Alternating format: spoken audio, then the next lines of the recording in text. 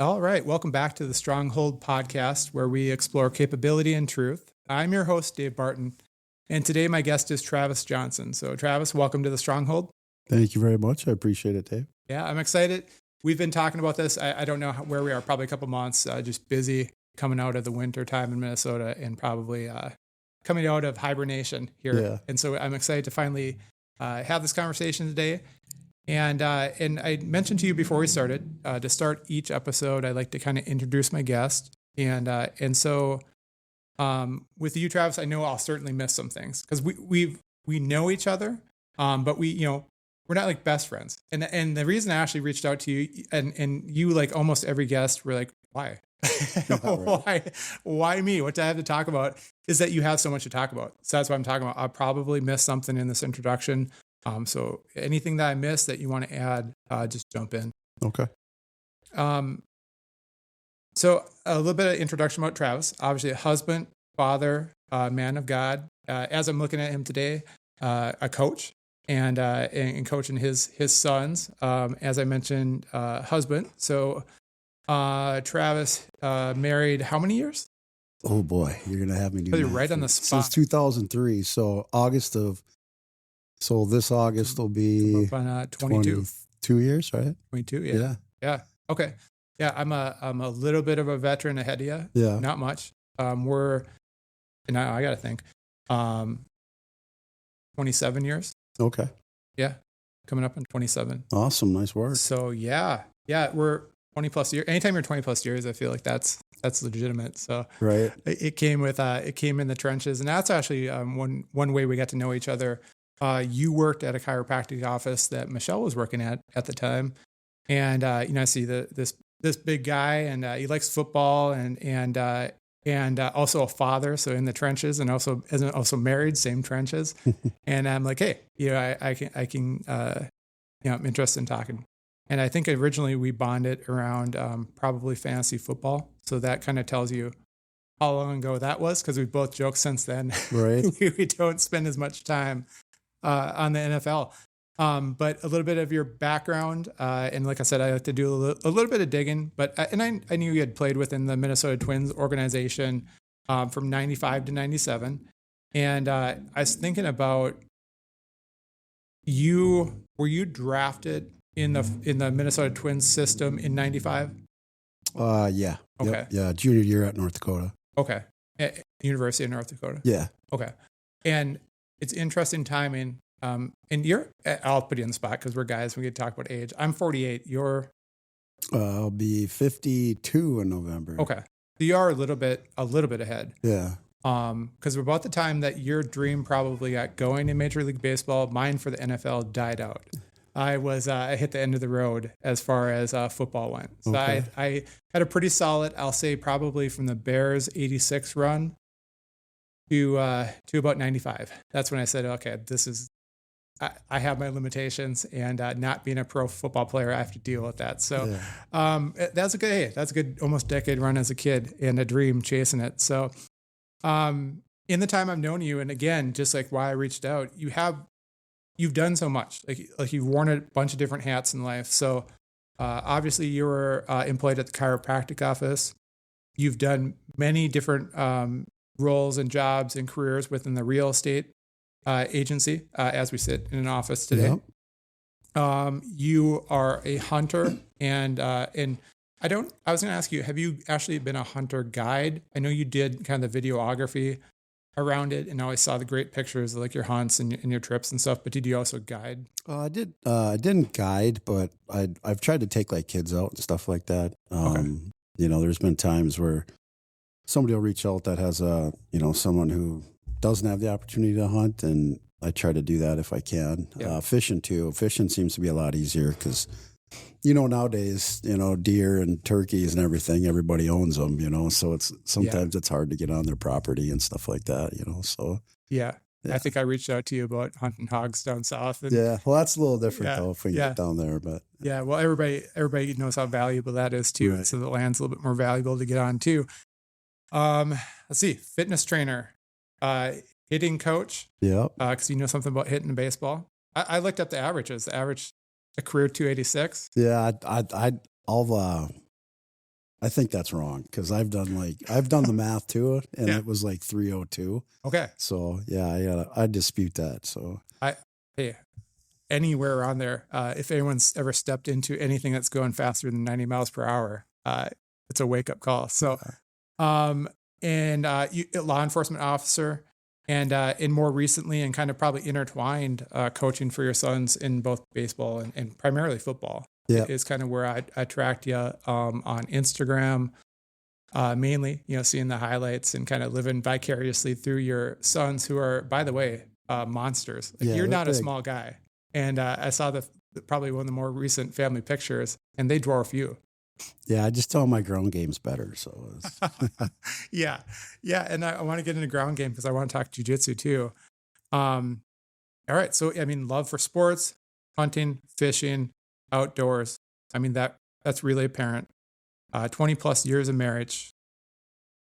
Oh, one thing I'll add, I think you once tried to kill me in a CrossFit exercise, or a CrossFit workout. Was that at our church? That was at your church. That Armored Fitness, yeah. Yes. And that was a wake-up call that I probably one of the early wake-up calls. I don't remember what year that was. I just remember barely surviving it. Yeah. That I was a father of all words and no actions. That I had been an athlete, and that had been a while ago. So I joke. I don't think you were trying to kill me. I think you like me, but yeah, I do. And you weren't the only one. Trust me. I had people that came in there that talked about how they're long distance runners and all this type of stuff. And after their first session, they were like, I literally had to go into the bathroom because I thought I was going to throw up.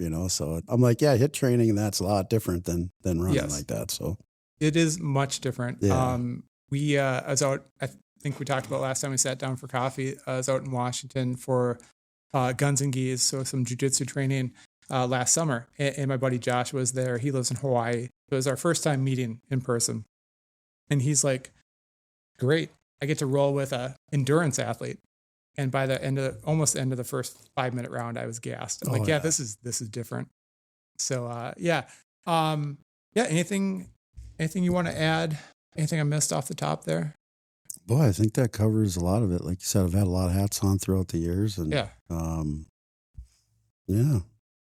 hunting stuff you're talking about, I basically like videographer and hunted for some TV shows and stuff like that. So that's kind of what that was about. So.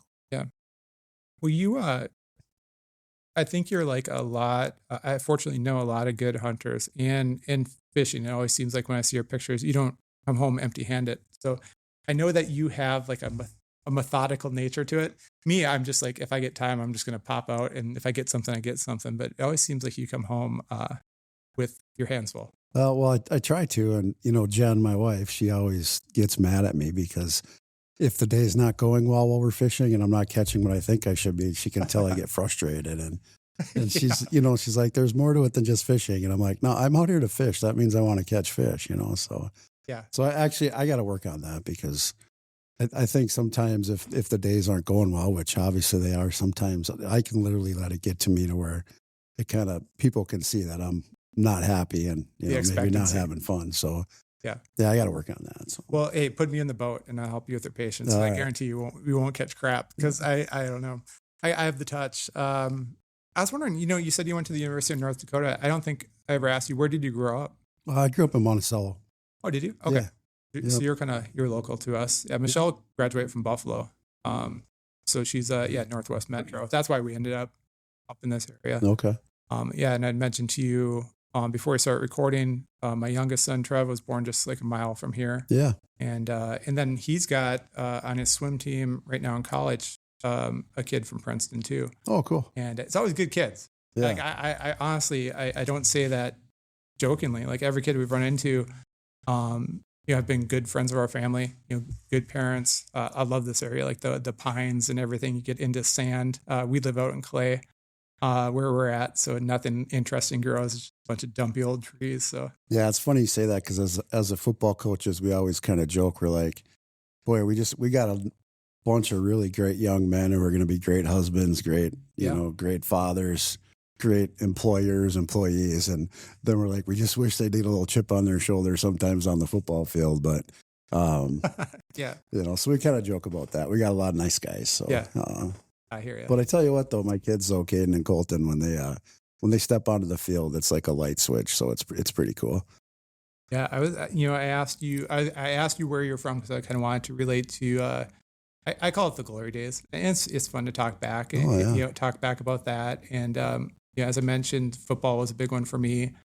But so when you were in high school, what was the rotation? Did you football, basketball, baseball? Did you kind of do like a 3-sport athlete or? Yep. Yeah. Football, basketball, baseball. Okay. And then, actually broke sophomore year playing football, playing varsity, and broke my leg, which was actually like probably the best thing that ever happened to me. Because as a sophomore, I was like, I think I was 170 pounds.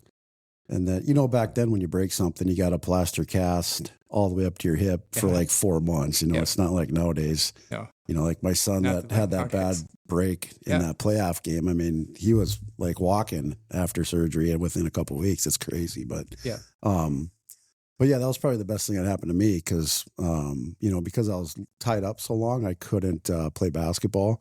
Just wanted to get ready for baseball. So all I did is work out. Yeah. And I was always like stronger on the bottom half, but obviously this forced me to lift upper body more because I was obviously limited. But when I reported to football the next fall, I was 205. So I put on 35 pounds of muscle. Yeah. And it was my phy ed teacher. He's like, that's the best thing that ever happened to you, Yeah. So, yeah. It's funny how that can, throughout life, right? Those things, those types of things happen. But yeah, relating that. And now you're my nightmare on the jiu-jitsu mats. You're the barrel chested guy that like I can't solve for. Once you get to mount, I'm just like, okay, well, this is over. Just don't let me get you in side control because your top pressure. Yeah, right? My top pressure and side control is where I want to be. And then it's kind of funny though, because like when I was training, they were always like kind of relating it to law enforcement, so I didn't always know what to do beyond that. When people are like, well, what are you going to do now? I'm like, I'm just waiting for backup. I'm just holding you here till somebody shows up. You know what I mean? So it's like, Yeah. God given the physical versus the technique, the now what, right? Yeah. Well, I always wanted to be not just the big guy in the gym, but I wanted to be the well-trained big guy, if that makes sense, so yeah. So when you went through high school, so it kind of sounded like it got narrowed down for you between football, getting ready for baseball, adding the muscle. When was the decision made for you? Did you go to UND? Did you play football there or baseball there? Or? No, I played baseball there. So it was kind of my senior year because I had a pretty substantial concussion. Yeah. And, and like baseball wise, I was getting recruited for football, but it was heavier for baseball. Yeah. And so it just kind of, and from talking to people too, they're like, if you're going to go anywhere, it's going to be, I loved football, but it was obvious that I was like much better with baseball. Baseball was deciding it for you. Yeah. It was just, it was kind of, obviously successful in football too, but just baseball was just different, and it's like. Yeah. So. Yeah. And so you go, you're going to UND and you said sophomore year, you kind of get the attention in your draft or junior year? Junior year. Yeah. Okay. Yeah. So the baseball journey was kind of crazy, but. Yeah. Well, so, I looked it up and hey, we're all our worst critics, right? Like we all want to minimize something. And so I looked it up and, drafted by the Twins organization. It looks like you played about 3 years. Yeah, it was my 4th spring training when I got hurt. So. Okay. All right. Yeah. But what's that like? That's a little bit, the experience going into it. It's got to be a little bit of fulfillment of the dream. Like you, we talked about, you're ahead of me a little bit. So we both grew up through the 86 Twins, the World Series, 91. Yeah. And so we actually had a relevant baseball team back then that could actually close the deal. And I don't know about you, but growing up, listening to like 830 and on the radio and have the Twins on in the background all the time. Was that kind of you growing up too? Yeah, I think so. I used to watch like one of my favorite shows was This Week in Baseball, if you ever remember that. Yeah. And I think too, like I knew in my mind, like, because my mom and dad had said too, like when I was like a little kid, they're like, the question, what do you want to do when you grow up? And I'm like, I want to be a professional baseball player. That was just what I wanted to do, So, worked hard and, I've, was blessed with obviously some talent too. So that helps obviously. And then, just, I don't know. I was just very fortunate whenever I had an opportunity. I did really well in those opportunities. Like, Monticello, it was a quarter of the size it is now. Oh yeah. When I was growing that was the up. country, right? Yeah. Yeah. It was just like this little town. And, but we had some, pretty good teams and stuff. And we'd go play like in these city tournaments against these bigger schools. And, it's just like I said, I would just, if there was scouts there or whatever, I just did really well, and it's just, so I just, kind of once you get noticed, then they just kind of follow you and stuff. So. Yeah. Do you think you even thought this way as a teenager, like that? I think so much is with kids with sports now, with the scouting, the internet, the visibility that you can get even being in a small town or a small market. Did you ever think about, oh, there's a scout here, I need to perform? Or were you kind of just the guy that no, I was just went out there and did it? I was just, honestly, I was probably borderline, like, I don't want to say cocky in a way, but very, very confident. But I wasn't like a, like a jerk or anything like that. But yeah, like in my mind and stuff, like if there was a scout there, in my mind, I'm like, he's here for me. Yeah. And I'm going to put on a show. I mean, that's kind of how, that's what went through my mind. And, same thing, like, any pitcher I faced it, I was going to hit it. I've been visualized a lot. I mean, I'm going to hit a home run every single time, you know what I mean? So, yeah, I guess it didn't bother me when they were there. I mean, obviously I was glad they were. Yeah. But I just saw it as, an opportunity to show them something. So that pedigree, did your father play sports or? Yeah, he played I believe it was football, basketball, and baseball too. Okay. And from just like, people that played with him and stuff, they said he was a very good athlete too. Yeah. So, that was pretty cool. And even my mom, I mean, I can remember watching her playing softball when I was a kid. Okay. I was like, wow, my mom's really good, what the heck, Yeah. So. Yeah. No, that's cool. Yeah. I asked because usually that's the story. There's some pedigree there. Sometimes it happens just out of nowhere. Right. But yeah, no, that's cool. And I would say, yeah, very similar. Didn't know what I didn't know, but definitely no lack of confidence.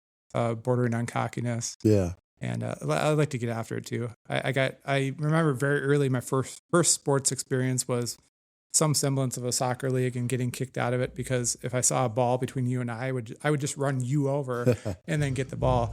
And they're like, yeah, you need to go play football. And then it was either all uphill or downhill from there. I can't decide. Yeah. Depends what day I remember back to it. But one thing I know is and as you've kind of transitioned now as the role of father and seeing your sons kind of follow that track of athletics and that experience and then being able to coach them, amazing experience. I coach on a much lower level. My oldest son through baseball, like the 8, 9, and 10-year-olds. So a lot different, but cool getting to see them in that arena and coach their friends. One thing that I held back on was no football. Like I got the bumps and bruises and the concussions as well. And, I think just my wife and I were both like, it not only, I think what decided it, Travis, to be honest, was like our kids were brainiacs. So I'm like, okay, protect the brains at all times. Yeah, so, football's probably not the best sport for that then. Yeah. That I learned for sure. And then I was never near as skilled in baseball. So, and then basketball is my sport. I grew up in the Jordan era. Yeah. And, when you're a 6'2" white guy, that writing's in the wall very early. Yeah, anytime you get into any competitive arena with basketball. So, sports was not the, but like I made a good run at it. So, yeah. But yeah, so getting through that, and so I think you played ball until 97, 98, around there. Yeah, 95 and 98. Okay. For the Twins, you mean? Yeah. Yeah. Yeah. Yeah, it would have been 98 because that would have been March spring training. So, and if I'm doing the math, we're in 2025 now.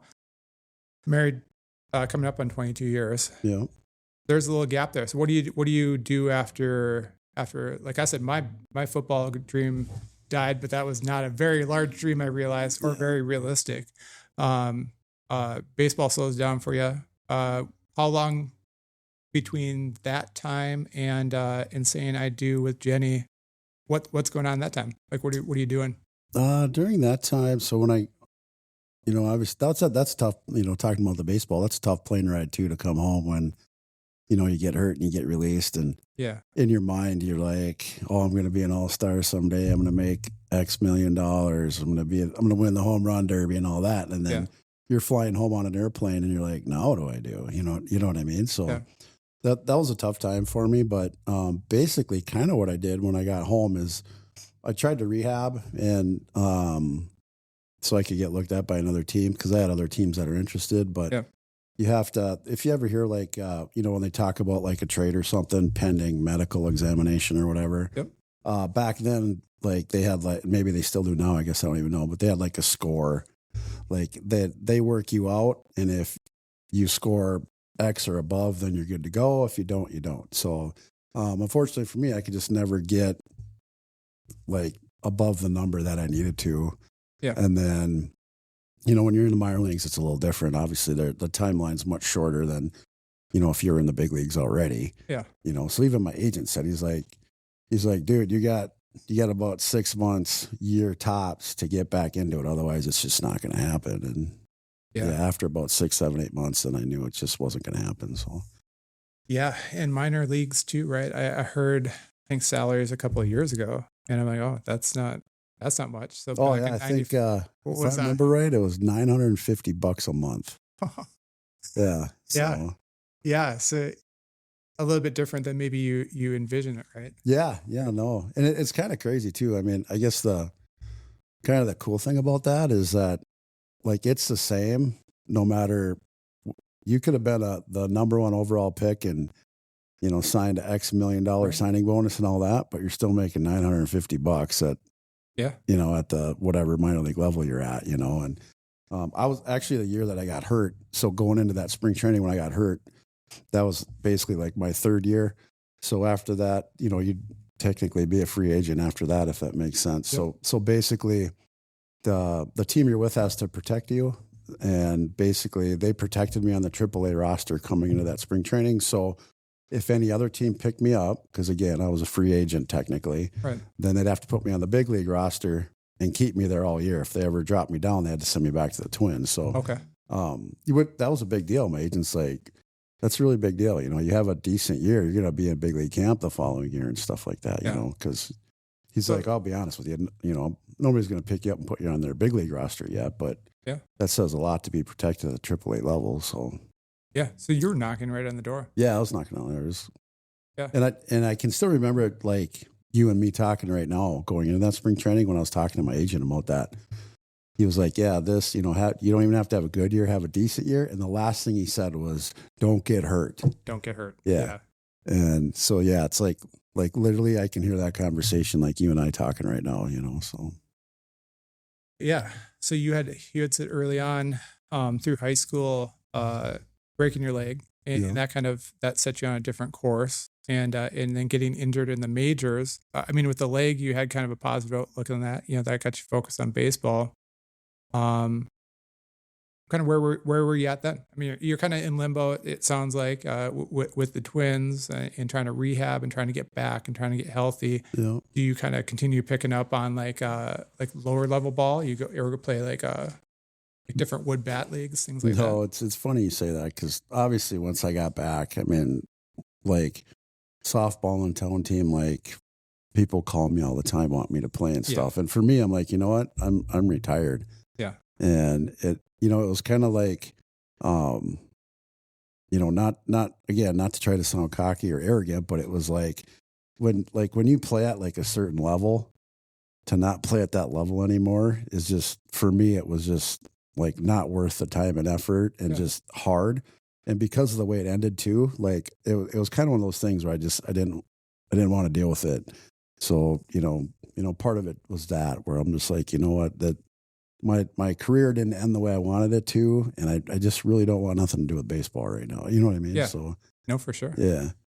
I didn't watch football for probably handful of years. And I mean, nowhere near, like I said, I wasn't knocking on the door. I knew a guy that I thought I was as good as, and he ended up being I think a third or fourth string quarterback for the Jacksonville Jaguars. Oh, nice. And so it was like, I could make the story in my head, but now looking back, I mean, I was a slow white kid, and switch from offense to defense, making the transition to college. So I didn't even know where I should be at any given time. So, so you're making that change, and like I said, a little bit of gap. When do you meet your future wife within that picture? Okay, yeah. So basically, kind of within that gap, when I started just working with a company that sold supplements and stuff like that, and then one of the guys that was in that company owned a landscaping company. So then obviously selling supplements can be pretty rough, and right. So you need some more money, and he's like, hey, I could use your help, if you want. So then that's kind of, so I basically went to work for him, and then I still talk to him this day, but it's kind of funny because he was the type of guy where I don't know if he saw something in me or what, but he would literally just leave me and let me figure it out. And so they, just here, go do this. And then, and then in my mind, I think it was after 2 years, I'm basically doing everything. Why don't I just do it on my own? Yeah. So then I started my own company. So that was kind of what I did kind of in that longer transition before I met Jen. Was I had my own landscaping construction company, and then a friend of mine had a concrete business. So we did a lot of jobs together where he would do the concrete and I was doing the landscaping, stuff like that. And then Jen and her friend wanted a summer job where they could work outside and get a tan. So my buddy hired girls all the time. So basically I met Jen on a concrete job, which is kind of funny. So got it. Yeah. Okay. So it wasn't too long. You've known her for a while. Yeah, I've known her for quite a while. Yeah. That's awesome. Yeah. And the crazy thing too is I was actually engaged when I initially met Jen. Really? Yeah. So all right. At first it was just she's like a guy's girl, if that makes sense, just cool. Oh, yeah. Hey, let's go shoot bows or do whatever. Yeah. You know what I mean? Just kind of a person like that, really just like I said, just a cool friend, and almost like one of those girls that's kind of like one of the guys, if that makes sense. I'm married to one. Yeah. Yeah. Yeah. So yeah, but then, the engagement that I was in didn't work out.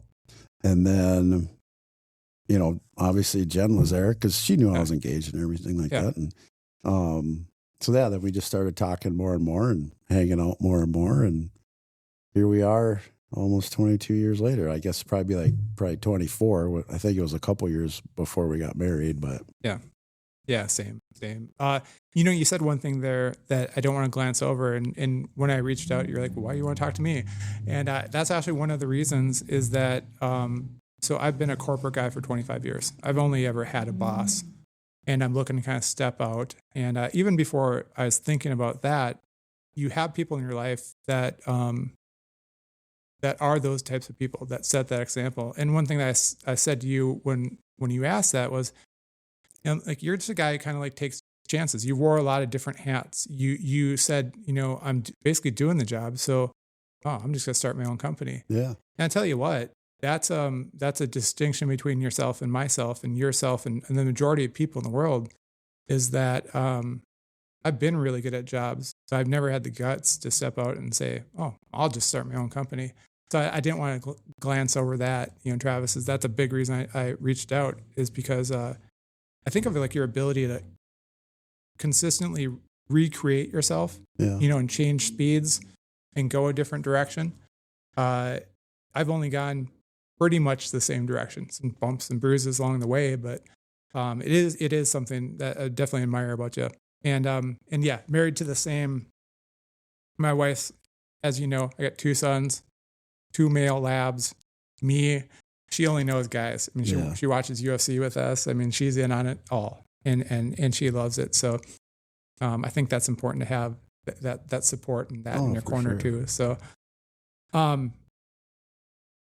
I was wondering, when I reached out, I think between reaching out for the podcast and then kind of like probably the start of COVID years, and not to skip way ahead, but like to 2020, 2021, you were probably one of the first people that I talked to that had rolled jiu-jitsu that I knew. Mm-hmm. Because in just where we're at, it's growing in popularity now and gyms are starting to open up, but there's probably one or two in our area when I reached out to you. Yeah. And I knew that you had trained at the academy.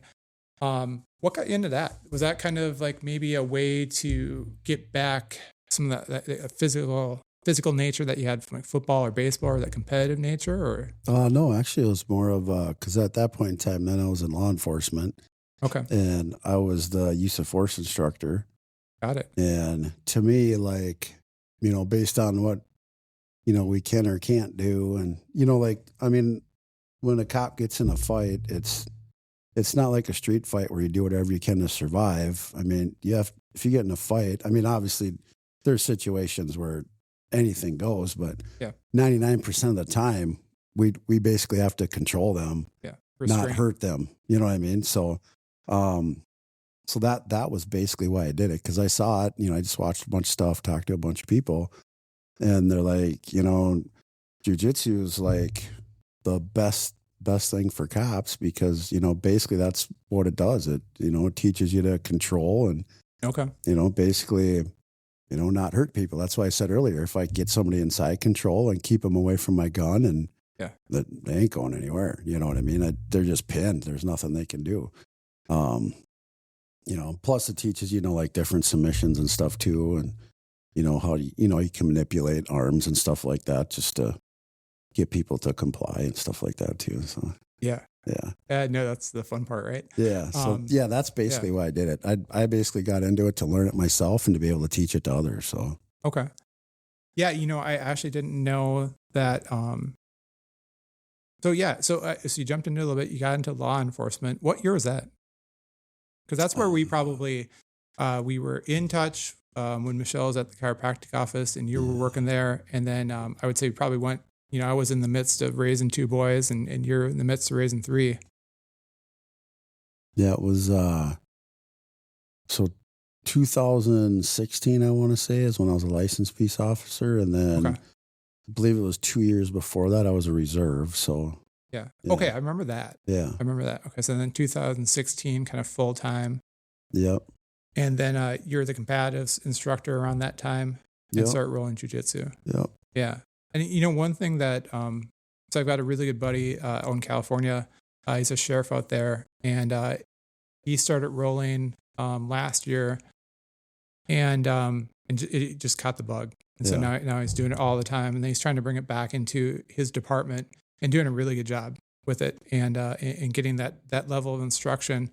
I think that what it's done for me and what I hear it does for in the law enforcement space is, like, if you haven't had hands on somebody, or if you haven't had somebody place hands on you and it's your first physical altercation, I mean, what are you reaching for? Right. You're reaching for, like you said, you can restrain because you have that skill set. But if you don't have that skill set and you're being overcome easily, and whether someone's on drugs or just someone's bigger than you or whatever it is, that's an awesome skill set. I think it's just a great fit.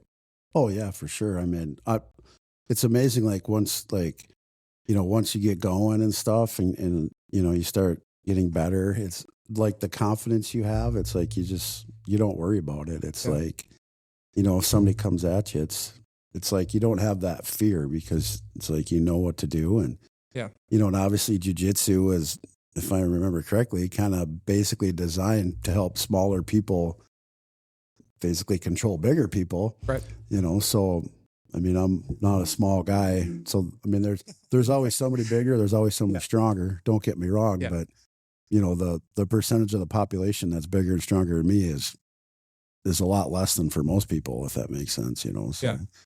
Well, I guess I assumed too, when I went through high school sports, I went to basketball, but did you ever think about wrestling? Did you ever have the bug for that? Well, I actually wrestled. I think it was up till like 6th or 7th grade. Okay. Like that. So you had that little bit of grappling experience. Yeah. You've got the size. And so how many years did you end up rolling? So you probably started like 2014. Yeah, I think it was a couple years. and then COVID hit basically. So, okay. And then I picked up. That's when I started. Okay. I know when I talked to you, I think you were on a break from it. Did you go to blue belt? Oh no, actually I was just getting tape on my white belt. So okay. Yeah. So you're just that really big, experienced white belt that catches everybody off guard. Yeah, it's crazy because you always like, I don't know if you've had this experience, but like, you're rolling with these blue belts, black belts, and all this stuff, and you're like, man, I don't know anything. Yeah. And then like somebody comes in that's never done it before, and you destroy them in like a second. Yeah. It's like, I guess I do know some stuff because unless I'm rolling with like, somebody like that, which, how many black belts are in the population throughout the world? I bet you it's a pretty low percentage. Yeah. So that helped because, rolling with those animals. And then plus too, I'm, at that time in my 40s or whatever. And, these are 20-year-old dudes that want to fight for a living. Yeah. You know what I mean? So it's like, they're not people to mess with. They're bad. You know what I mean? And, but it was great because super cool guys, and stuff like that. And it was great for me because, if they could get away from me holding them down, obviously they would get me eventually at some point. Right. So my kind of thing was more just how long can I keep you here before you can do anything with like the higher belt guys, and then, some of the other guys, it was, I'd do submissions and stuff if it was somebody that I knew that I could. Yeah. But my instructor, whatever degree black belt, there's no way I'm submitting him. Yeah. But my goal with him is when we rolled for 3 minutes is just not get submitted for the whole round. And he'd usually toy with me until there was about 30 seconds left. Yeah. And then it would be on. Yeah. And then, most of the time he submitted me, but I was gonna say your goal in it, and then his basically mood, how much he wanted you to survive in it. Yeah. Yeah. But the funny thing though is like, talking to some of them guys now, they're like, yeah, we miss you being there, just like throwing us around. Like, my instructor one time, he was like on top of me, and like I just got frustrated and like bench pressed him across the room. You know what I mean? So it was, he kind of looked at me, he's like, holy cow. And I'm like, well, I didn't know what else to do, and I was getting mad. You know what I mean? So it was like, I saw that meme. That's like this huge guy bench pressing, just a huge amount of weight, and it's like you can't bench press your way out of bottom control. Yeah, it's like, oh yeah, I'll keep trying, but I think you could probably do a pretty good job. Like I said, you're my nightmare, the barrel chested guy at the gym. I have no solution for you, any color belt that you have. So I think I jumped into it. Probably just shortly after you took a break through COVID. I remember great, shout out to the Academy in Elk River, great bunch of guys, and fighters. Definitely MMA gym. A little bit different vibe than where I roll now. It's just all jiu-jitsu all the time, but those guys are awesome. Good vibe and good crew over there. And they were awesome through COVID. That kept me a little bit sane through the experience. They just taped up the windows and put a barrier, like a curtain in front of the front door. So if somebody looked in the front door, they can't really tell what was going on. Right. But people were getting after it. And it's interesting about that community too. Like I think it's just like a lot of people who are real in touch with their bodies. Like they knew probably pretty early on if COVID was actually anything, or if it was probably nothing they needed to worry about because they take care of themselves enough. But any plans to get back? I know we talked about that a little bit. Any plans to get back? Well, so I shouldn't jump around there too much. So law enforcement started in 14, kind of full-time law enforcement in 16. When we talked last time, you said you were working law enforcement on the reservation. Yep. When I first started out. Yep. Was that as a volunteer too? So that was as early as 14. Yeah. Okay. The reserves we did. Helped out with some stuff. I think kind of the main function of the reserves is you help out with parades and if there's a bad accident, traffic control and stuff like that. And we actually had like a reserve car where you could go out and drive around and just like report stuff. But I did a ton of like ride alongs. So like, I felt like I was, in the thick of it because I was literally with, the deputies, going to these calls and everything like that. Yeah. So, I tried to do as much as I possibly could. And a friend of mine, he was actually the sheriff for a while. Him and an investigator, they both went to our church, and they kind of got me into the reserves. They're like, I see. Okay. Because I'd always said, like, if it wasn't like for baseball and all that stuff, like I was like, oh man, I always, wanted to be in the military. Yeah. Be Rambo or something like that, or law enforcement. And then, a lot of guys, right? Yeah. So then, they were talking, they're like, you know what? You should be a reserve. You get to like see everything and do all the fun stuff, but you don't have to do the paperwork and you're not responsible for anything. I'm like, oh, cool. Yeah, let's do that. So then, and it didn't take long, back then when I did it, where I'm like, yeah, I need to do this. So you get the bug. Yeah. You get the bug for it. So maybe that starts to answer a little bit. And I guess I didn't even ask you, that's kind of non-traditional, right? Like you're either about 40 or in your 40s. Yeah, I think what was I, maybe like 42 or something like that. Yeah. So that's non-traditional, right? Like to say, okay, I'm working in real estate, I'm working fitness training, I am hitting coach. Now I'm going to like throw my hat in for law enforcement. Cause like you said, I was in the, so I was going to college. I didn't know how I was going to pay for it. My dad was in the Navy. So I'm like, well, I'm going to go in the Navy, and had a appointment set up with the recruiter the next day, and he called me up and completely talked me out of it. And that was actually Clinton peacetime military. So probably the best thing that ever happened. I wouldn't have gotten to kind of any like kinetic stuff until like 9/11. That was well after. I mean, I'm talking like 95. So I probably would have been even out like early discharge because they weren't really utilizing anybody back then. But so I had that dream, but that kind of, when I had kids, that kind of went by the wayside. So you're in your 40s. You got guys that are going to church. They're a sheriff. They're an investigator. Yeah, they were both investigators at the time. Okay. So. And they say, hey, you always want to try this. Like maybe how did that come about? Because like, I mean, to be honest, like that, I can't envision it. I'd be like, well, yeah, my time's passed. Yeah, it was, and the crazy thing too is at that time I was like on a very large real estate team, making like 6 digits a year. And then it was just like, I just felt kind of called to get into that. And then, Jen's like, my wife Jen, she's like, well, you're not getting any younger. If you're going to do it. Right.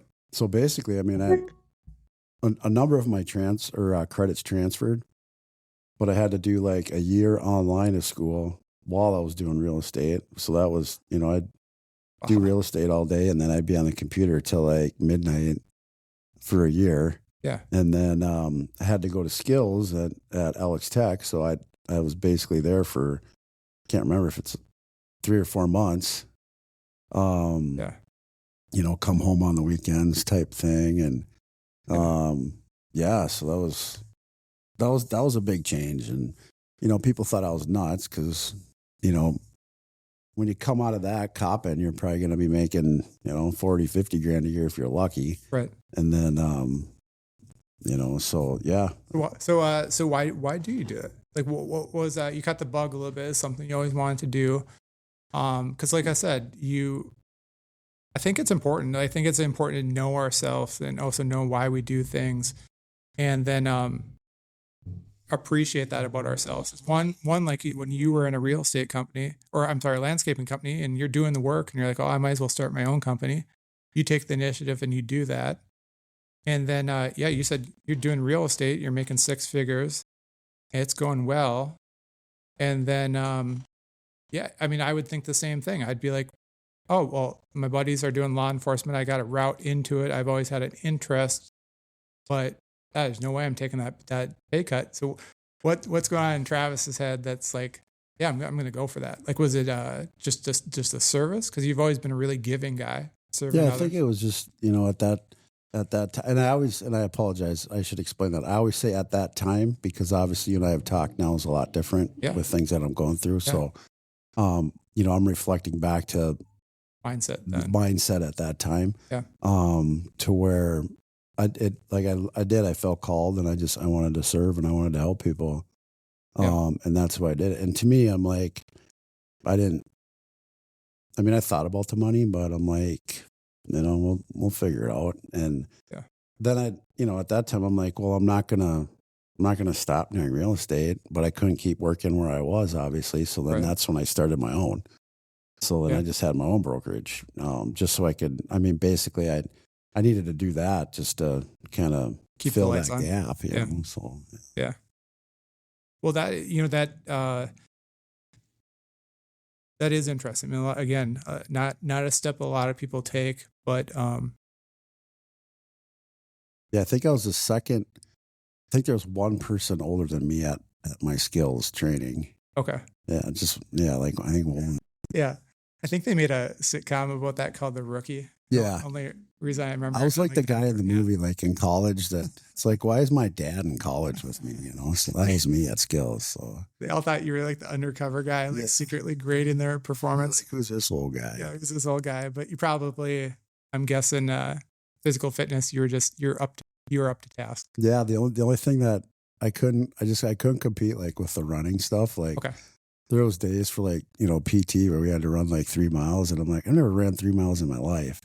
And I'm the type of guy too. I'm like, I'm not running, by the way. Yeah. I'm going to stand and fight. I'm not running from. Yes. I'm not running. Yes. It's like, that joke about, if you ever go on a walk in the woods or whatever, go with somebody you're faster than or whatever in case a bear chases you. You know what I mean? I don't need to outrun the bear. I just need to outrun you. Yeah, exactly. Yeah. And I'm like, well, if you go with me, I'm gonna try to fight the bear. So I'm not running. I know it's gonna catch me anyway. So I'm so happy to hear that, because I think about you, Travis, and I'm like, well, if you ever got angry with me, at least I know I can outrun you. Yeah. So that's the only way that I'm just gonna tire you out. Yeah, I don't chase. All right, perfect. I got my plan in case everything goes haywire today. So, so I mean, you're going. One thing we did talk about last time, with law enforcement was just I talked about kind of the kinetic landscape of the military. When I was looking at it, was you were working on the reservation, and you had mentioned just I think the way you put it was something to the effect of, and correct me if I'm wrong, 1 year working there is the equivalent of like 5 years typical PD. Like if you're working on the streets or if you're working on one of the cities around here, it's just the pace of everything, that kind of the nightly cadence. Yeah. I had other buddies that worked in like, agencies or counties that bordered us. Yeah. And they would literally listen to our radio for entertainment, because they're like, I just can't believe the stuff that you guys do, and it's just like nonstop. And that was because when I first started, there wasn't a mutual aid agreement at that time. So then the county was responsible. Okay. So basically the county got dispatched to everything. And then I want to say it was like 2 years after I had been working that they, came to a mutual aid agreement again. So then it was, then tribal PD handled all the calls, and then we would back up or help if they needed, type thing. So, okay. But for those first couple of years, it was our deal, So. What does that schedule look like? What was kind of the days on, days off, hours on a shift type? Usually it was 12-hour shifts. It was a lot of I want to say 3-2s, stuff like that. Okay. But I did have one. My favorite by far was it was like a 5-5-2-2. So 5 on, 5 off, 2 on, 2 off. And then, it always worked out pretty much for typically every other weekend you were off, if that makes sense. So you're getting out to the woods. Yeah. And hunting. Fishing. I liked it because I like hunting and fishing during the week, because, on the weekend, everybody else that has normal jobs, that's when they're Same out. idea. So, and actually, even talking about that, like my buddy who's retired, he had said that. He's like, man, I miss going out on a Monday and going fishing. You know what I mean? And it's like this weekend stuff is for the birds, so. Yeah. Getting there and everybody's got the same idea. They're in the road with you. Then they're in the lake with you. Yeah. So you're picking up,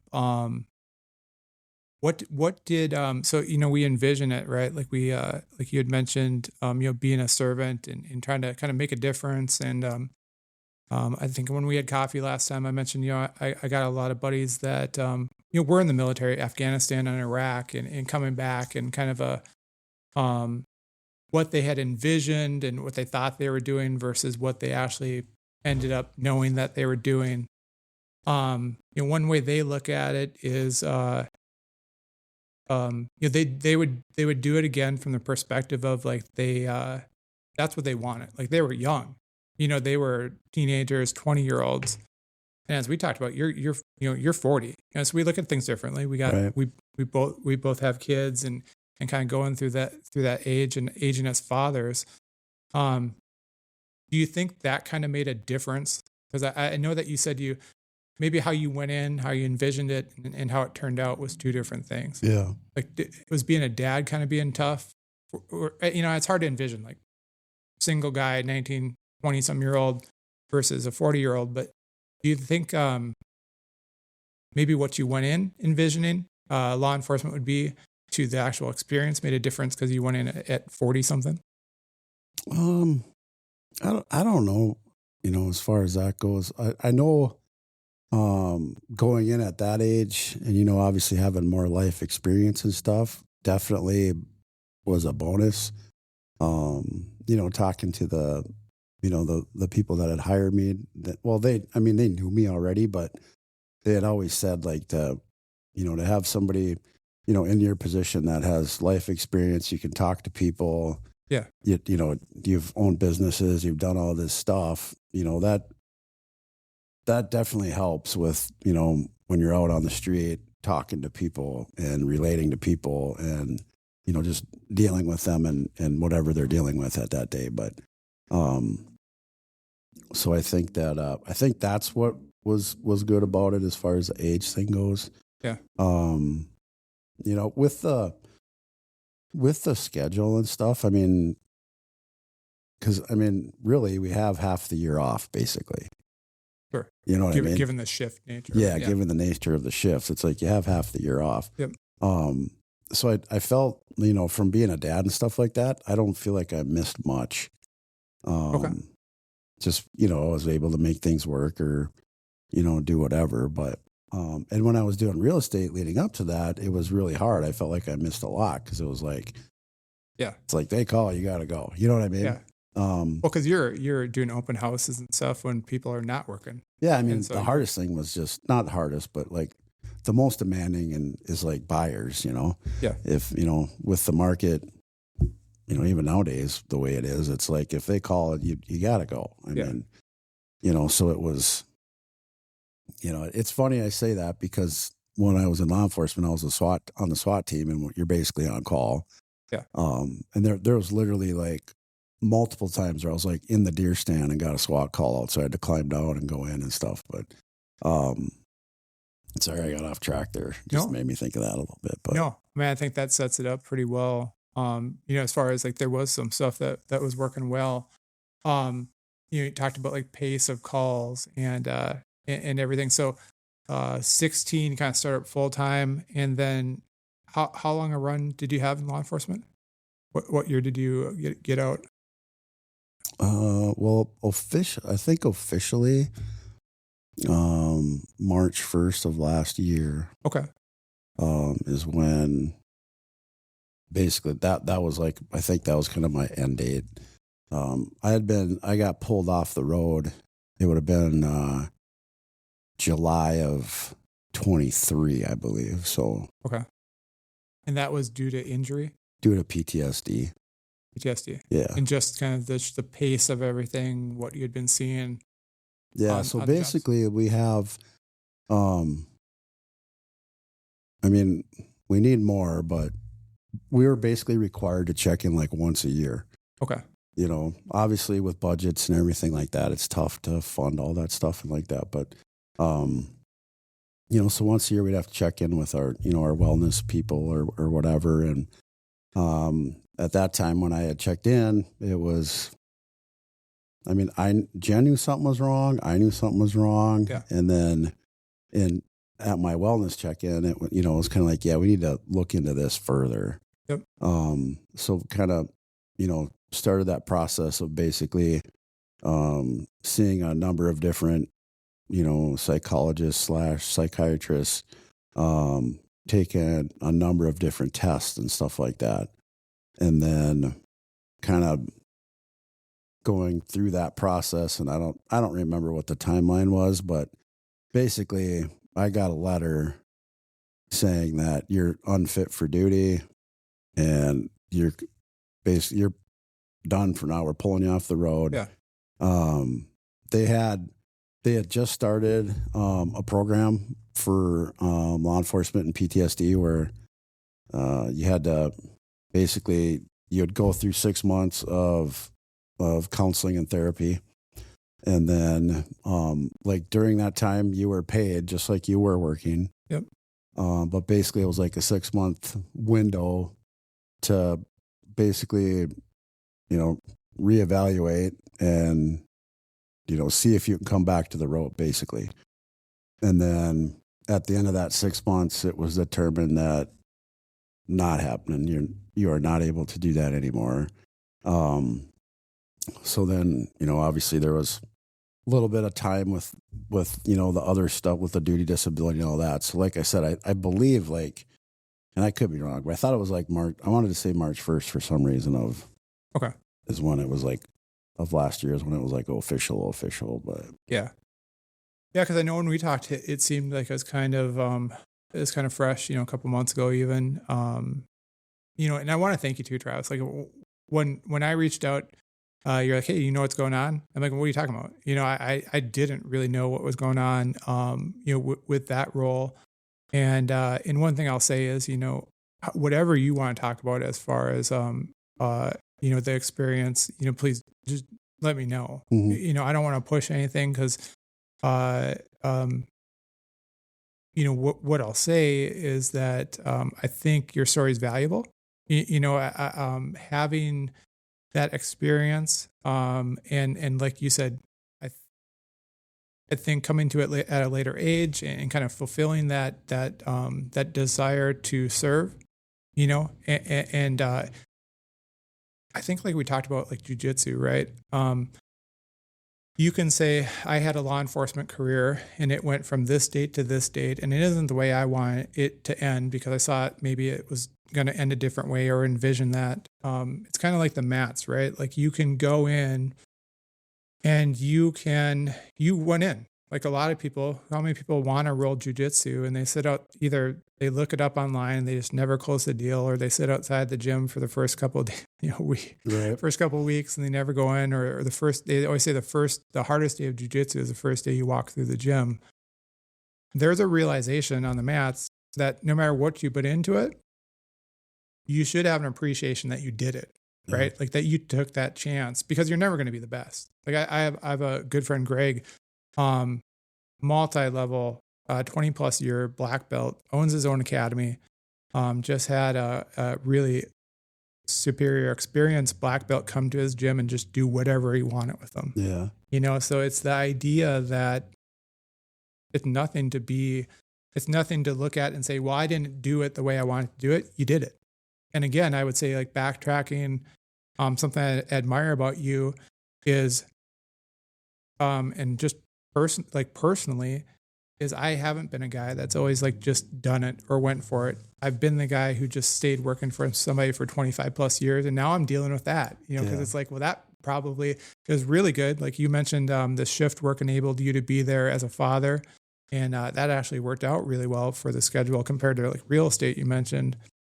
The 25 years of working for somebody definitely worked out because I was always a dad that I wanted to be present for my sons. Mm-hmm. I wanted to be at the sporting events. I wanted to be at the school events. I wanted to be there for dinner at night, and I was. And so that's a blessing no matter where it leaves me now. So now it's like adjusting and trying to figure out where I want to go. Now that's just Michelle and I, kind of on our next stage of marriage and life together. So just wanted to point that out. Like it's, I don't know that anybody ever gets to like call it exactly like they want it, kind of like the baseball career too. Right. You had mentioned, probably not the way you envisioned it. Right. But like going all the way back to the broken leg and steering you towards baseball, those events in life can steer us towards something that's good too. Right. I know that I've been working a lot with going back into virtually like therapy and going back into childhood. And because I've been with this career thing, 25 years and trying to like reclaim some promotion that I passed up when the boys were in the house still and they needed dad around. And I felt like I wanted to be there. I always said, okay, I went back and I got my master's in like 2021. And then I was going to like get all these promotions that I passed up. Yeah. Well, it hasn't gone that way. And it's been like a lot of rejection and a lot of confusion of like, why is it going this way? And for me, I've gone back into like that childhood of like, where's that coming from? Where's that? Because I'm a good dude. I'm a smart dude. Like I care about people. I'm a good dad. I'm a good husband. I'm a good friend. I know that about myself. But a little rejection from career can make me feel so crappy about myself. Yeah. I'm like, that doesn't seem right. So going back and unpacking that and trying to look back into childhood helps a little bit because you realize like that's not me. Like I was talking to a friend before we started podcasting today. My buddy Russ, he was in the air, the Coast Guard. Sorry, I almost said Air Force. Coast Guard. I thought because he used to fly helicopters for them, and he was a rescue diver. And then Matt just reflects what an awesome human being he is. Not only did the diving, but he worked his way up the rope, they call it, into the helicopters. And he was actually on the podcast a couple episodes back. And he, just like every first responder, he's there in somebody's worst day ever. If he's responding and he's doing a rescue in like the Bering Sea or like Superior or something, that's those people's worst day ever. Right. And he's responding to it.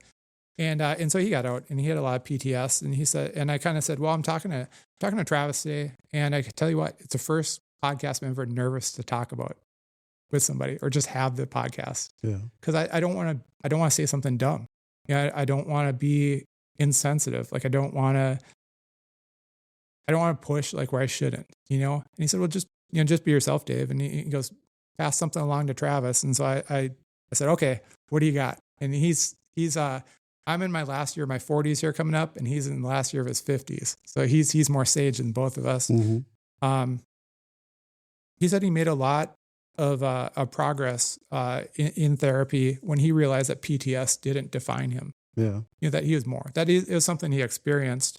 If you think about, something we experienced, like that broken leg in high school for you, the injuries that I sustained, that kind of ended my probably out there dream of football glory.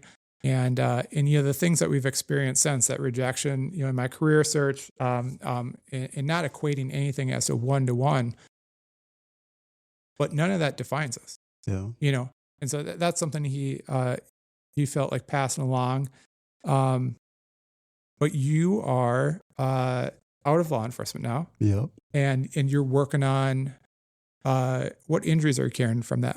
What are you rehabbing anything now or how are you feeling? I mean, besides the PTS and the counseling for that, do you carry any physical injury out of it at all? Feeling good? No, I mean, I got, hip issues, shoulder issues, stuff like that. I'd say the hip is probably the worst, where you kind of get that shooting pain going down the side, like just randomly, but yeah, most likely from, wearing your belt and sitting in the squad car all the time and stuff like that. But yeah, but it's kind of the routine. Yeah. I mean, and to be honest with you too, just like all the sports stuff my entire life obviously contributed as well. And I had told Jen and a number of people it was probably about maybe 5 years ago now, where I'm like I feel like physically some of that stuff definitely catching up with me. Like you get up in the morning, you're like, whoo, I got to stretch here to get out of bed. But yeah, no, I mean, still obviously active and stuff, and just I've learned with age that you have to train different. The days of like, for me anyways, of like just going to the gym and just crushing it for an hour like every day just doesn't work. It's like just things take longer to recover, and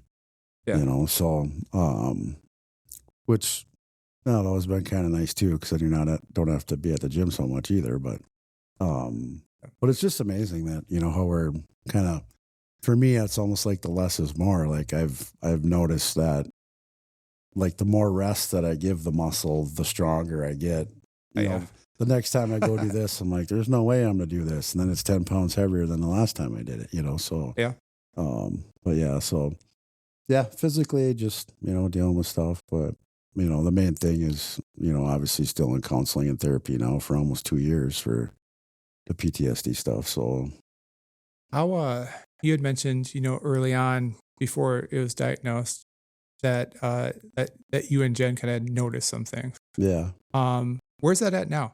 Like how's home life? Like, what do the kids think? I mean, I would imagine your kids are really supportive and they love their dad. Yeah. And, I actually, you know, I struggle with that because I know that like I still don't feel emotion. I still don't feel human most of the time. Yeah. And it bothers me that affects like Jen and the kids, you know, so the 2 boys and then I have a daughter, you know that. Yep. Yeah. So yeah, you know, I struggle with that, but at the same time, it's like, I know they want me to get better. So it's just, it's a struggle and it's a battle. Because nothing happens like probably with anything, like as fast as you want it to. Yeah. You know, like I've talked many times to like, you know, my counselor or even friends or stuff. I'm like, it'd have been way easier to just like get shot or something. Yeah. Cause then it's like, you can like see it and it's like, okay. And in, you know, X amount of time, it's going to be all better, you know? Yeah. And you move on. Where with this, it's like you can't see it. You like feel it, if that makes sense. Yep. And then, you know, others around me see it just because, you know, to them, I look different. I just, you know, probably act different, talk different. You know, so yeah, it's just, I don't know, it's a tough one. And then obviously too, and you know, being like a personality or whatever, it's like it's like even hard to talk about. You almost feel embarrassed or ashamed that that's what you're dealing with. You know what I mean? It's like, but you're not tough enough to, you know what I mean? It's like, it's kind of, no, I hear you. I don't know if there's like a taboo that I've put with it or what. And I think so. I know there's, you know, probably a lot of, I've talked to like law enforcement guys that were like way back in the day, you know, retired for decades. And they're like, man, just like with the things you're talking about and feeling, it's like, I'm feeling you. And I wish back then I had somebody that could help me because they had no help or anything. He's like, I didn't have anybody to talk to, you know? And,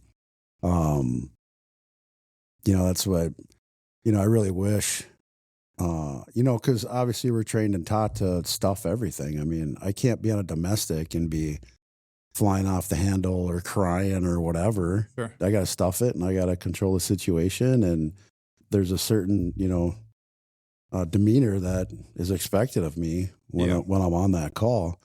And, you know, I just wish that there was just, you know, more funds, opportunity, budgets or whatever, where we didn't have, you know, one wellness check a year that was required that, you know, like when talking to my counselor and stuff, he's just like amazed. He's like, I can't believe that you guys don't have somebody to talk to like every day. You know what I mean? And it's like, you know, so he's just, you know, he's just said too, he's like, man, I can't even believe or comprehend what you or these, you know, or anybody else has to go through. And yet, and basically it's like you do it alone, you know? So. Well, you said you would ask, you know, or you mentioned that it kind of feels taboo to talk about. Yeah. You know, I think that we're probably, if you think about like our dads, there was none of that. Yeah. Like talk about your emotions. Like we always joke, it's like, yeah, if you want to get beat up, you know, you talk about but you stuff them down. And so we're kind of the first generation, you know, to think about vulnerability and think about like talking through stuff and getting out of your own head with it. I know that when we had coffee last time, you know, I mentioned I'm in a group called Forge Ferocity. Yeah. And that's all it is. You know, it's talking about it's definitely not like a victim call where we always talk about, oh, this is what's going wrong with me. And like, it's just that. It's very solution oriented. It's people have gone through different things. Like I mentioned, Russ is in there. Being in the Coast Guard and having that experience. Greg, who started it, was a ranger, and then Port Police in Seattle. And the ability to get out of our own heads, because I don't think it is taboo. Like people want to help, friends want to help. Like when I sat down, like, why was I nervous to talk to Travis? Because I think at the end of the day, I want to help, but I don't know how. Like what I can do, and I equate it back to my buddy Joshua. I mentioned that lives in Hawaii, and so he has 4 kids, and his youngest son Trucker passed away 10 days before his 4th birthday from cancer. And as I got to know Joshua, I'm like, amazing guy, man of God, and just awesome. He was the one that I rolled with at Jiu-Jitsu when we first met, and he's like, "Oh, great! I'm rolling with an endurance athlete. He's just a beast." Yeah, like he worked with the fire department in Maui for I think 17 plus years. Oh wow! He was their stud on training and everything. He was their go-to, and getting to know him, same thing. I'm like, I don't know what to say in this space. I've never had loss like that. I've never been able to. I've never had to deal with anything near that. And his wife actually helped a lot. She wrote a book on the grief experience and stuff, and she talked about it as a passage.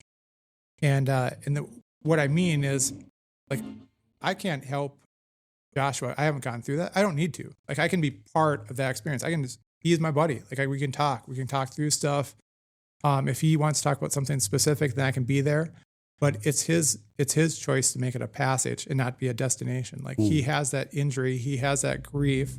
He has that trauma, and if he chooses to stay there in it, nothing I can do about it. But I can help him move through it. As he moves, I can be a little bit ahead, or I can have that conversation with him, and that's enough. Yeah. And so I kind of try to remember that, with a lot of things, and with myself too. Just to continually move forward, and like I said, I think Russ's advice that once he realized that wasn't part of him. Like that wasn't him. That was something that happened to him. That was something that he's experienced, but that he needs to move beyond that. He really started healing. But yeah, I appreciate you sharing that. Another thing that you mentioned too is like, you feel like it's everybody sees it. Yeah.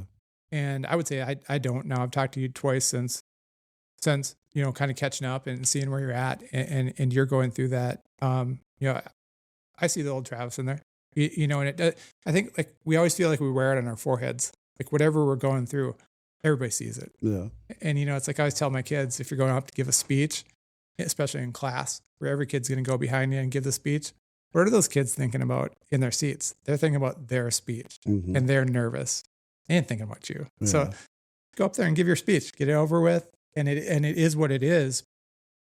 But it's the same with like those wounds we carry or those traumas we're healing with. We always feel like it's the biggest thing, and we're like wearing it right on our forehead. It's like, yep, I'm dealing with PTS, and I don't think other people see it that way typically, but I know it's different with family too, and it's nice to have a loving family, isn't it? And they're awesome. Yeah.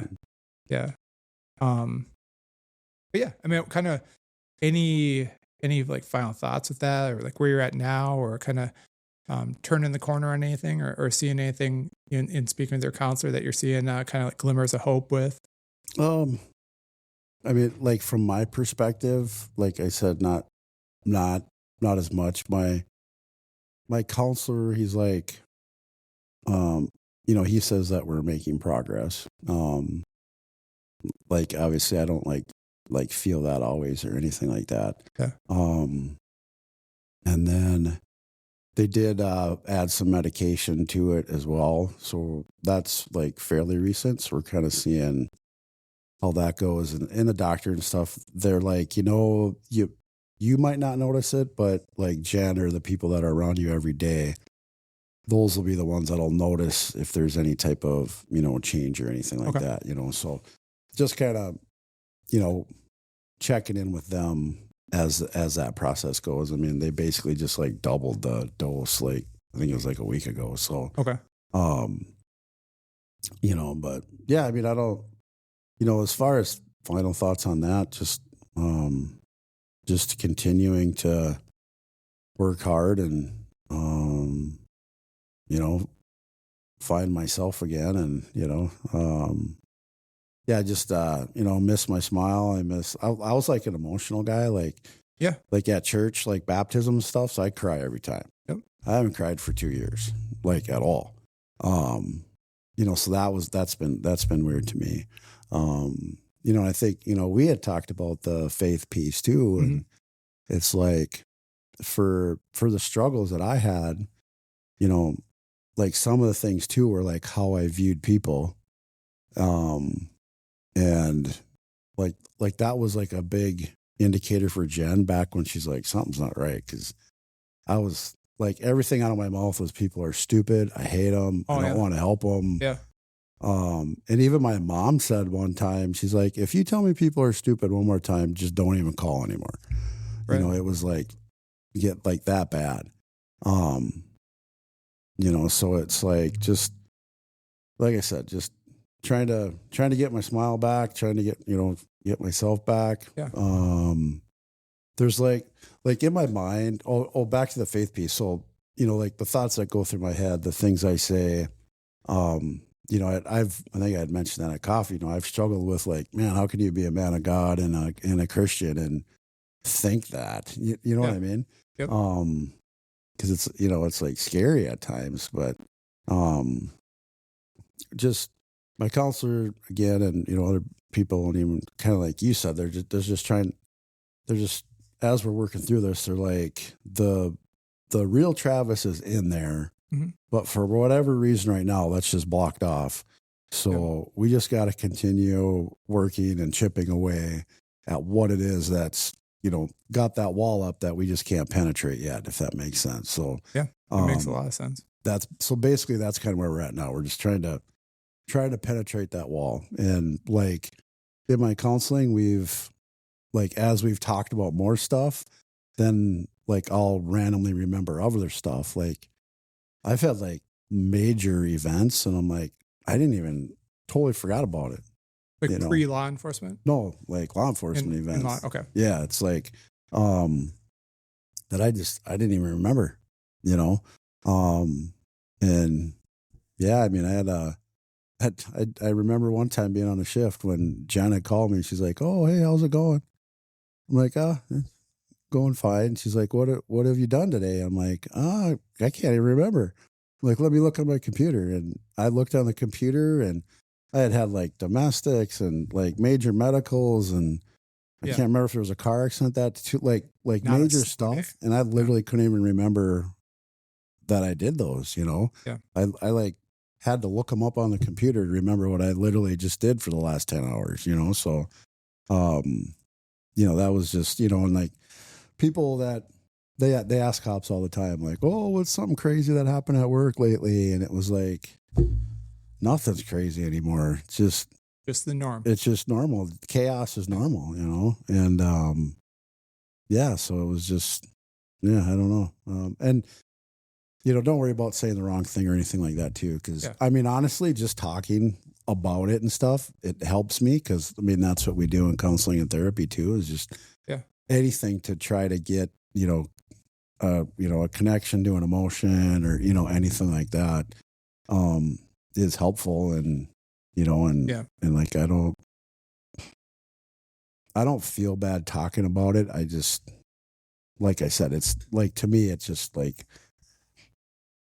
I just struggle with that. Like, it's embarrassing that you have PTSD and not a gunshot wound or something. You know what I mean? So yeah, I don't know. I've had buddies that have been shot. I don't know. You might reconsider, but you know, I one stabbed. He said that's definitely the worst out of the three. But no, I mean, in all seriousness, I'm glad you brought up the faith too, and kind of the way you're looking at it. I'll share a truth. Like this is an absolute truth. You know, I work a lot in the men's ministry space and talk to a lot of guys, like in just a lot of different states of life. And I used to get questions a lot, like, how do I pray to God? You know, guys would be like, how do you pray to God? Like, because it has to be from church. We get that it's like got to be really formal, or maybe we grew up in a traditional background. I did, because I always thought it was like, oh, kind of say the right prayer and kind of the right format and the right words. And I think a lot of people grow up that way, or they just never pray, and so they don't know. And then it's like, well, what things do you bring to God, and what things do you not bring to God, and how do you know if it's God talking to you, or you talking to yourself, or the devil talking to you, and all these questions. And you'll relate to this because you're a veteran dad too.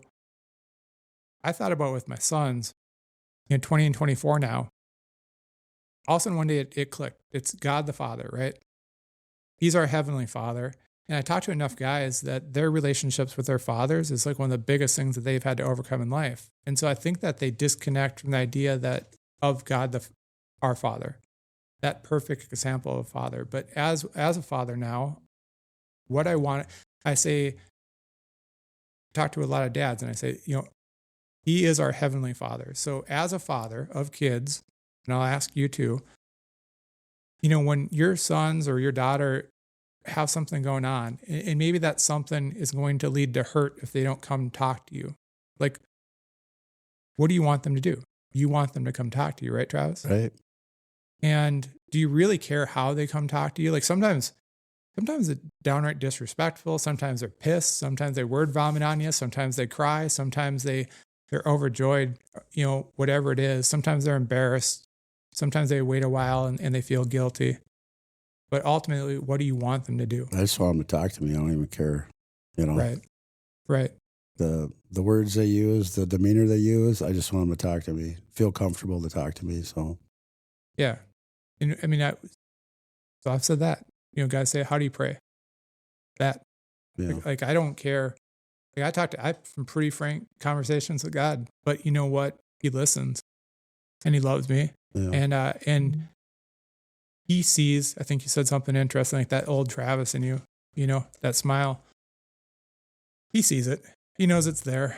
And yes, I would encourage you to kind of follow that too. As a father, that's got to be a direct image for you. Yeah. It's just come to him, talk to him. Yeah. If you're having a bad day and you're disappointed with life, or you're embarrassed about something you got going on, just tell him that. Yeah. Bring it to him.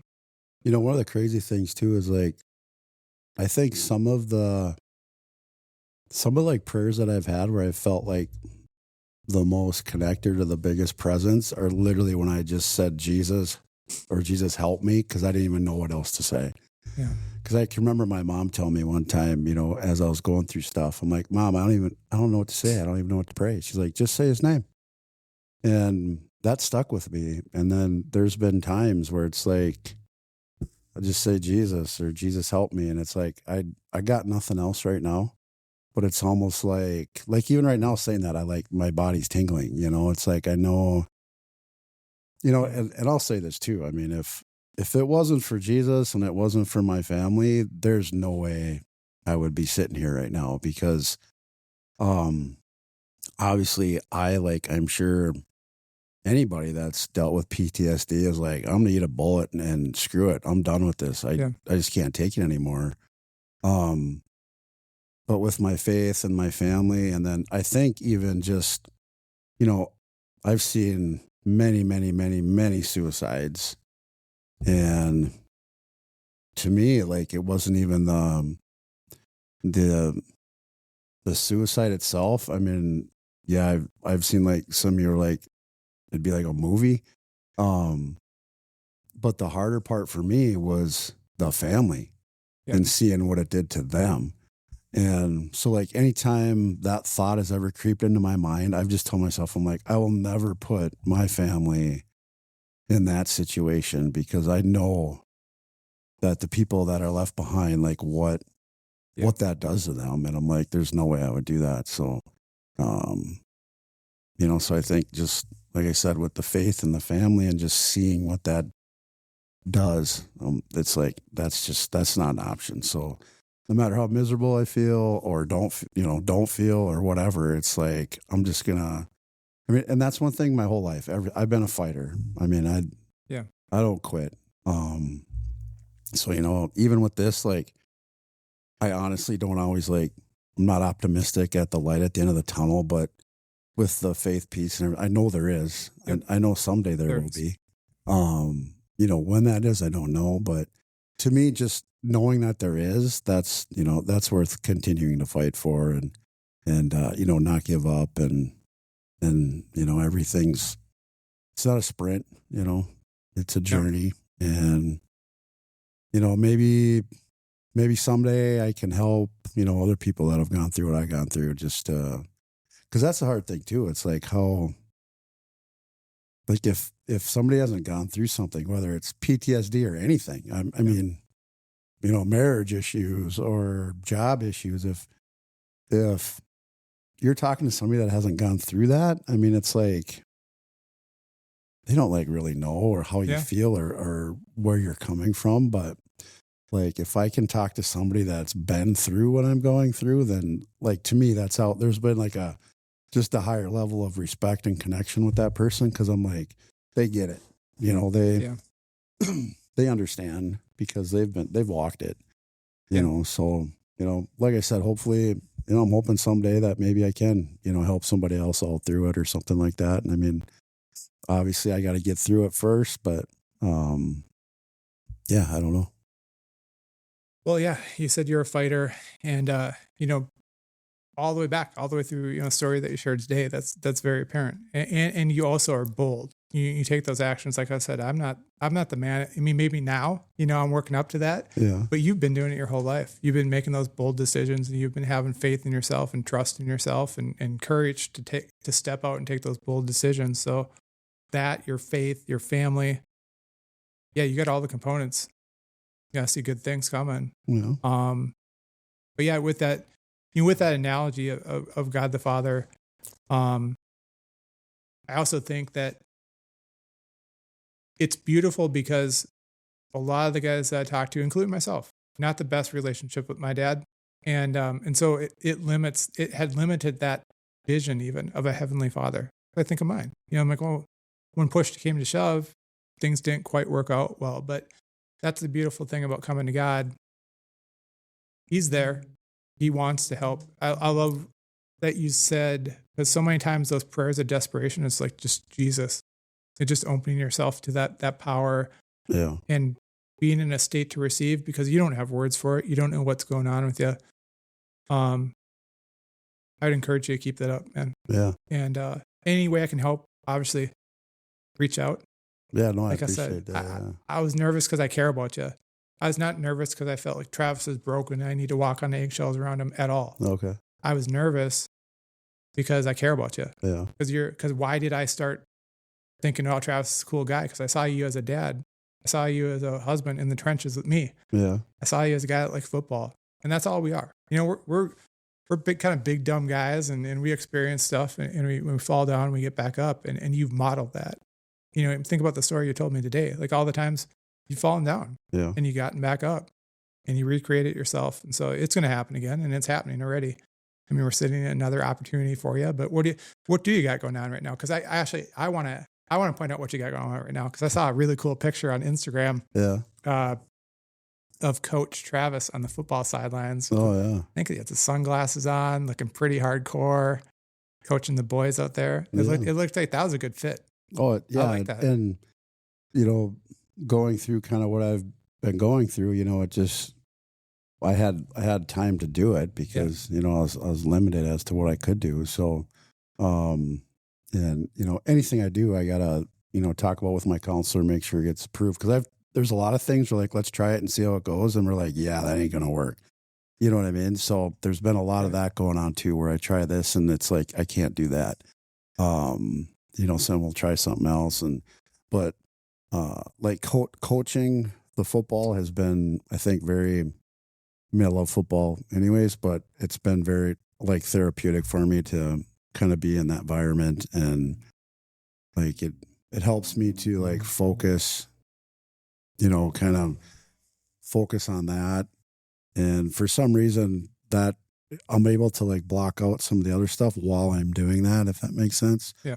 And it's only like in, you know, short bursts. It's like a couple hours at a time, you know, cause that's something that's really tough for me is to be like the longer something goes, like I feel like I'm in a phone booth and it's filling up with water, if that makes sense, you know? So That's been great because, like I said, it's usually a couple hours at a time. I mean, obviously game nights are, maybe 4 hours, but, just kind of shorter blocks, just around positive people, around kids that are trying to improve and get better and make themselves better. And you know what I mean? And so, yeah, it's just, it's been really helpful. And I do want to have a shout out for my dad, though, talking about your Heavenly Father. My dad's awesome. Yeah. I've had an incredible father my whole life. So that's been a huge blessing. Like when I was in high school, everybody that didn't have a dad, my dad was their dad, so awesome. Yeah. When you were talking about that, it made me think of my dad and just how awesome he is. And, for Christmas one time, I had somebody do like this, kind of like an abstract painting of him in the bleachers during a football game when it was raining. I don't remember where the game was. It was an away game. Like my dad didn't miss nothing. Yeah. Awesome. And, it was an away game. It was raining. And I just remember looking over in the pouring rain and it was just my dad in the bleachers drenched. And I literally had somebody paint like an abstract or whatever you want to call it of that for Christmas one time, because that's just awesome. That's how much it meant to me. And I just wanted him to know that. But yeah. Well, thanks for sharing that. Yeah. I love that. Yeah. We either learn from our fathers or we learn from our fathers, right? Yeah. It's kind of for better, for worse. And it's awesome to hear that. Yeah. And I think I've seen your dad in a couple of the hunting pictures too, with a handful of geese. I try to get them out whenever I can. I mean, it's cool. It's, you get to that point in your life where you're like, everybody not everybody, but like your parents and stuff like that, they're not getting younger. And it's like, then you kind of kick yourself. You're like, man, I wish I would have spent more time with them. You know what I mean? But I do try to get them out on as many, he calls them adventures, fishing, hunting, stuff like that. And so, yeah, I've dragging him down to like Texas and Oklahoma hog hunting and, awesome. All that stuff. Yeah. Had a great time. Cool. And then, like I said, try to get fishing and stuff like that. So, yeah, that's a great example. This is adventurous. I think about that with God too. I say that a lot with like, hey, this could be an adventure for us because I'm going to need you on this. I'm going to be close with you on this, whether it be like training for a marathon or something, talk about something that brings you really close to your creator, running 70 miles in a week. Yeah, that's crazy. It breaks you down. Like I said, my only key of survival against you, Travis, is outrunning you. So yeah, well, I'm telling you right now, it'll work. So it's perfect. Yeah. Well, I mean, that's awesome. And again, thank you so much for just agreeing to sit down. You had mentioned something you hope to, through your message, help people someday. And I sincerely believe that someone's going to hear this, that needs to hear it, that might be thinking it's taboo, because I don't think it is. Like, I talk to a lot of guys. It's a part of life. We do things. Men are put through things. Women are put through things that we were never quite put together to deal with, but we're asked to. Right. And it could be the shortcomings of a profession. It could be just the way we're wired. But whatever it is, it's not taboo. It's the human experience. And if you get around good people who love you and care for you, and you have your family and your parents and friends, and I hope you include me on that sure. too. Yeah. That honestly just care about human beings, because it can be.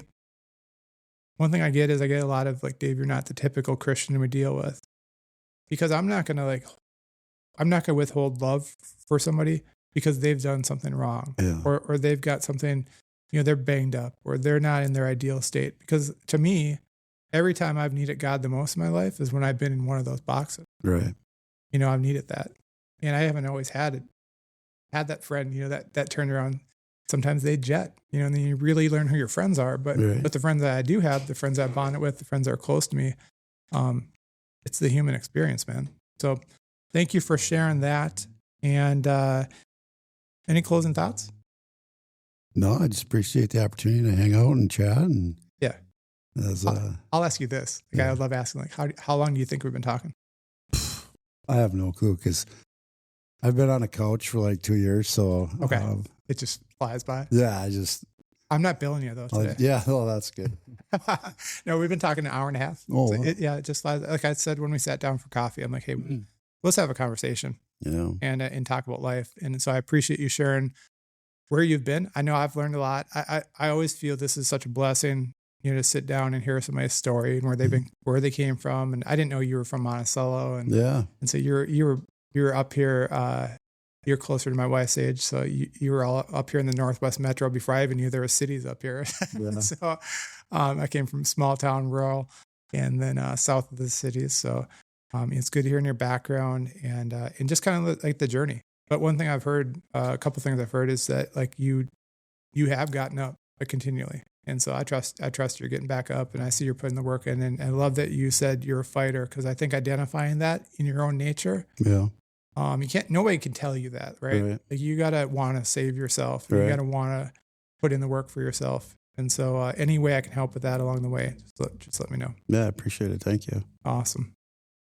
Well, with that, as always, thank you for joining me and Travis and listening into the Stronghold Podcast.